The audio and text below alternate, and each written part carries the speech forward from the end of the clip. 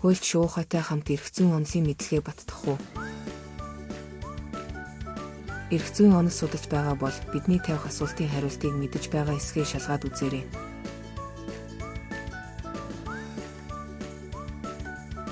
Эрх зүй бүлүүдэд ангилан хуваахад юуг анхаардаг вэ?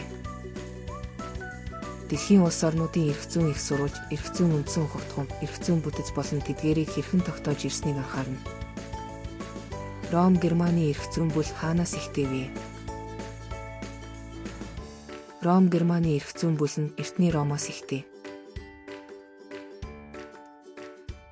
Англо-Саксоны буюу далайн орнуудын эрх зүйн бүл хаанаас ихтэй вэ? Дундад 100-ны үеийн Англиас ихтэй. Ром Германы эрх зүйн бүлийн онцлог юу вэ? Эрх зүйн зохицуулалтын нийтлэг журмыг хууль тогтоох дээд байгууллага болох парламентаас баталсан хуулиар хуульчлан тогтоодог. Шүүх хэргийг шийдвэрлэхдээ уг хуулийн заалтыг баримтлан шийдвэр гаргадаг. Ром Германы эрх зүйн бүлийн ангиллыг хэлнэ үү? Ром Германы эрх зүйн бүлийг нийтийн болон хувийн эрх зүй гэж ангилна. Ром Германы эрх зүйн бүлийн дэд ангилал юу вэ? Ром Германы эрх зүйн бүлийг Францын, Германы, Скандинавын орнуудын хятад маягийн гэж ангилна. Англо-Саксоны буюу далайн орнуудын эрх зүйн бүлийн гол төлөөлөгч улсаас нэрлэнэ үү? Англо-Саксоны буюу далайн орнуудын эрх зүйн бүлийн гол төлөөлөгч улсад Англи, Америкийн нэгдсэн улс, Канада, Австрали, Умард Ирланд, Шинэ Зеланд, Пакистан, Бангладеш зэрэг улс орно. Англо-Саксоны буюу далайн орнуудын эрх зүйн бүлийн онцлог юу вэ? Шүүхийн хэвшүүлэн хэрэглэх хэм хэмжээг эрх зүйн үндсэн их сурвалж гэж хүлээн зөвшөөрдөг. Шүүхийн прецедент гэж юу вэ? Тодорхой хэрэг асуудлыг шийдвэрлэсэн шүүхийн шийдэл бүхий акт нь дараагийн адил төс тохиолдлыг шийдвэрлэхэд баримтлах үндсэн их сурвалж болж буй тэрхүү үндэслэл зарчмуудыг хэлнэ. Өөрөөр хэлбэл, хууль зүйн хүчин чадалтай үйлчлэх шүүхийн шийдэл бүхий актууд юм. Шүүхийн прецедентийн хэм хэмжээ, зарчмууд шийдвэрлэх нөлөө үзүүлснээс голлох зарчим юу вэ? Шүүхээс тогтоосон шийдлийн чиглэмж, өдөрдамжийг цаашдын тохиолдолд дагаж мөрдөх. Шүүхийн шийдвэр гаргах ажиллагаа. Шүүхийн шийдвэр байна. Мусульманы эрх зүйн бүлийн гол их сурвалж юу вэ? Мусульманы эрх зүйн бүлийн гол их сурвалж нь Коран судар юм.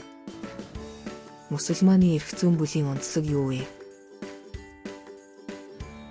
Лалын шашинд хүн юунд итгэх ёстой, юунд үл итгэх ёстойг заан тогтоож, наривчлан заасан. Лалын сүсэгтнүүд юуг хийх ёстой, юуг хийх ёсгүйг заасан айлдварыг шариат өөртөө агуулдаг. Эрх зүйн онолын судалгааны харьцуулалтын арга. Эрх зүйн онолын танин мэдхэн тухайн объектыг бусадтай нь буюу дотоод бүрдэл хэсгүүдтэй нь зэрэгцүүлэн жишиж, адил төстэй ба ялгаатай шинжийг илрүүлэн, хоорондын хамааралт харьцааг тогтоох замаар судалдаг арга юм. Эрх зүйн онол нь гносеолог түвшинд юуг судалдаг вэ? Эрх зүйн уг үндэс, мөн чанар үндсэн шинж, зорилго зориулалтыг судална. Эрх зүйн онол нь онтолог түвшинд юу судалдаг вэ?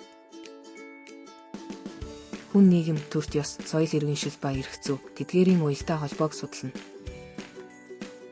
Эрх зүйн онол нь органик түвшинд юу судалдаг вэ? Эрх зүйн бүтэц, хэлбэр, хэм хэмжээ, тогтолцоо, систем, байгууламж, бүрэлдэхүүнийг судална. Эрх зүйн онол нь функционал түвшинд юу судалдаг вэ? Эрх зүйн харилцаа, эрх зүйн үйлчлэл, эрх зүйн процесс, эрх зүйг хэрэглэх, тайлбарлах, хэрэгжүүлэхийг судална. Эрх зүйн онолын судлах зүйл юу вэ?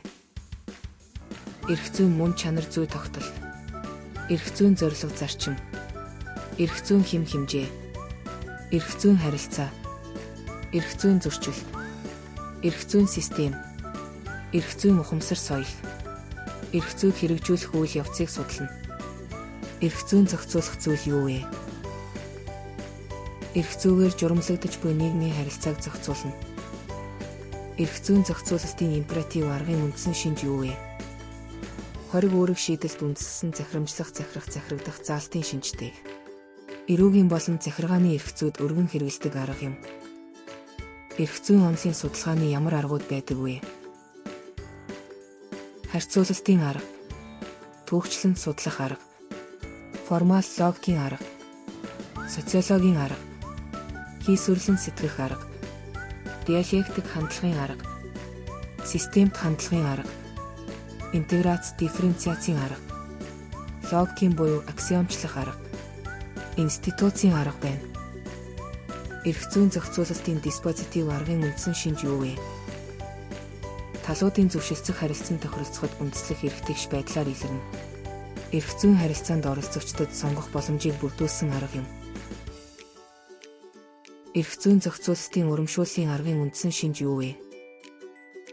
Тодорхой сайн зан үйлийг хөхүүлэн дэмжихэд чиглэгдэнэ. Хөдөлмөрийн эрх зүйд өргөн хэрэглэнэ. Эрх зүйн зохицуулалтын зөвлөмжийн аргын үндсэн шинж юу вэ?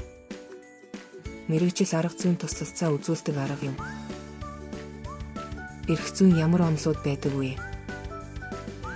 Жам ёсны эрхийн онол, эрх зүйн түүхэн сургаал, эрх зүйн сэтгэл зүйн онол, эрх зүйн норматив онол, эрх зүйн социологийн онол, эрх зүйн марксист онол байна.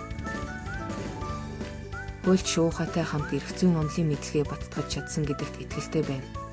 Хэрэв хариулт өгөхдөө эргэлзсэн бол хуульч шуухаан эрх зүйн онолтой холбоотой видеонуудыг үзэх, блог нийтлүүдийг уншихыг зөвлөж байна. Хамтдаа хөгжицгөөе.